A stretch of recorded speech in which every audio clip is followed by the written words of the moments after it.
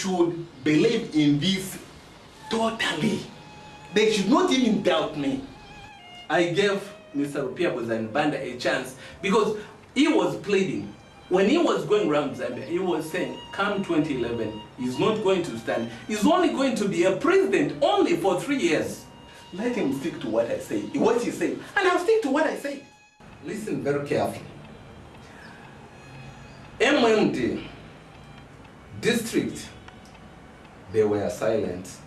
MMD provincial, they were silent. MMD national, they were silent, and the president himself. And the natural law says silence means consent. The fact that they never said anything, I've taken it that I'm the next president of the Republic of Zambia. To begin with, just who is Charles Ngesa? Charles Ngesa, it's me.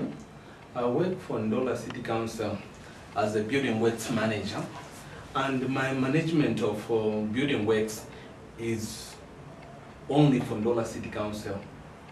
I was born on 17th August in 1958 in the town of Mfwela. I went to Mfwela Main School for my primary education. Thereafter, I went to Utondo Secondary School for my secondary education. And after that, I went to Zambia National Service Kapiwe. That's where I did my military training as well as production. From there, I came to Kitwe, Zambia Institute of Technology, which of course now is Copperbelt University campus.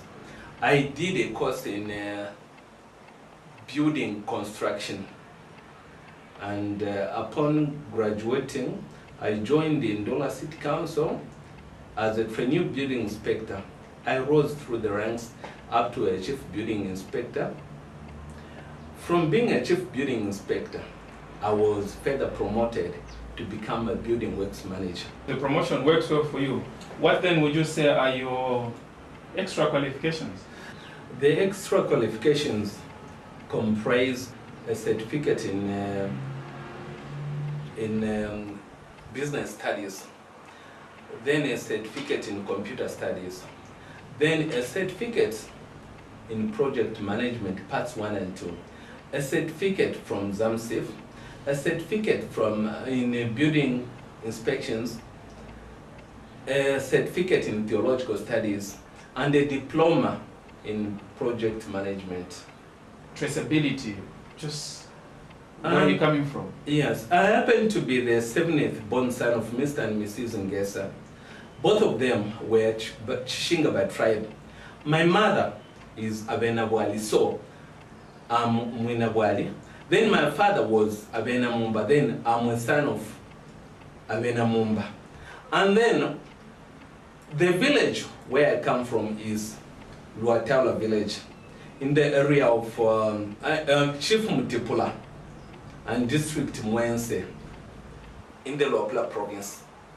Okay, then would you just lead us through, as we begin this interview, in the preamble of your presidential ambitions? On 27th February 2007, it was a Tuesday, on Oprah Winfrey show, there was a Quaker lady who was a princess, and she was posting that life in Kuwait is very good. Nobody is in poverty. Now, what started running in my mind was Kuwait produces oil, and no country in this world can do without an element of oil. Number 2, we Zambians, we produce copper, and no country can ever do without an electrical or electronic conductions arising from copper. So on 1st March 2007, our president, the late Dr. Mwanawasa, was at the international airport. He was counseling the people who were at the international airport, saying that as at now, we haven't yet selected the person to be the president, so let us just be working. Now, on 3rd March I went to Times of Zambia to give them a story that I would like to be the next president of the Republic of Zambia after Dr. Patrick Lev Mwanawasa. On 4th March, which was a Sunday, my story appeared in the paper. And this story which appeared in the paper, I was saying that I should be the next president after Dr. Mwanawasa. Now, listen very carefully. MMD district, they were silent. MMD provincial, they were silent. MMD national, they were silent. And the president himself. And the natural law says silence means consent. The fact that they never said anything, I've taken it that I'm the next president of the Republic of Zambia. Why are you seeking a mandate? Because the incumbent president, Mr. Rupia Banda, is finishing off Mr. Mwanawasa's mandate, and he has indicated that he also wants to run for presidency. If you may recall, people of Zambia, when Arabi was going around Zambia, he was saying that he is only going to be the president for 3 years. Thereafter, give up. I should point it out at this particular moment that the reason why I pulled out respecting our elder brother, Mr. Rupia Banda, was I didn't want to make the donors lose confidence in us. Are you making reference to the 2008 election after President Mwanawasa died? You should have been the one who should have taken over presidency. Exactly. Yes, but exactly. what happened then? You know, I pulled out, I gave Mr. Rupia Banda a chance because he was pleading.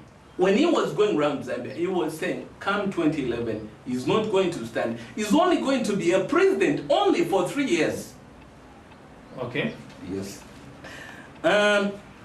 If anything, I should point it out at this particular time that I never just wanted to erode the confidence of the donors.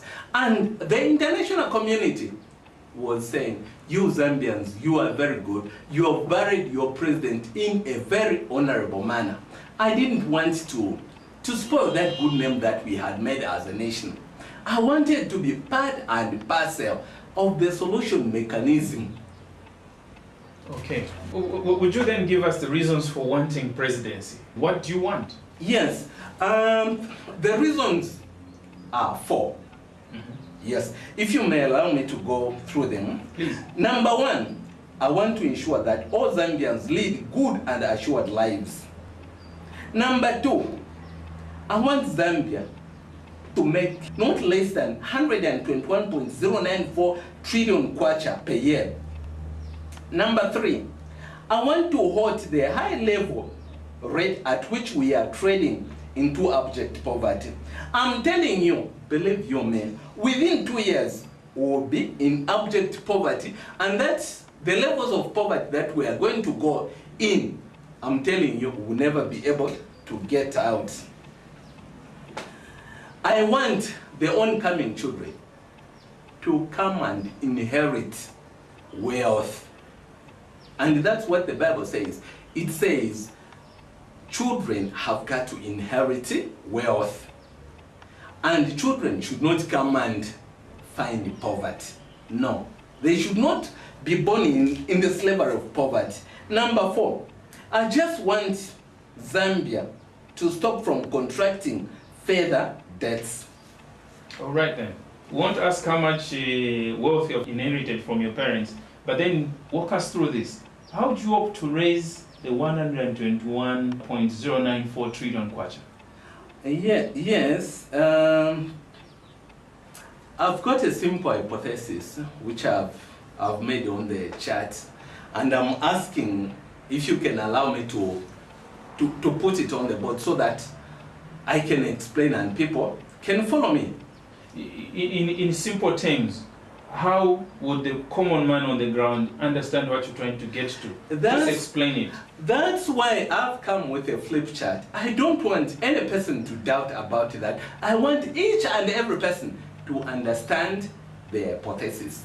Yes, I'm aware about that, but I'm just saying you might not be having a flip chart everywhere you go. So if someone asks, how do you hope to raise 121.094 trillion kwacha? I mean, what is it that you would tell them? I want you to tell me now. There is an advert by Zen which says Zen on its own, it has got about 3 million handset holders belonging to the Zen network. Now, that information has got to be broken down. It is the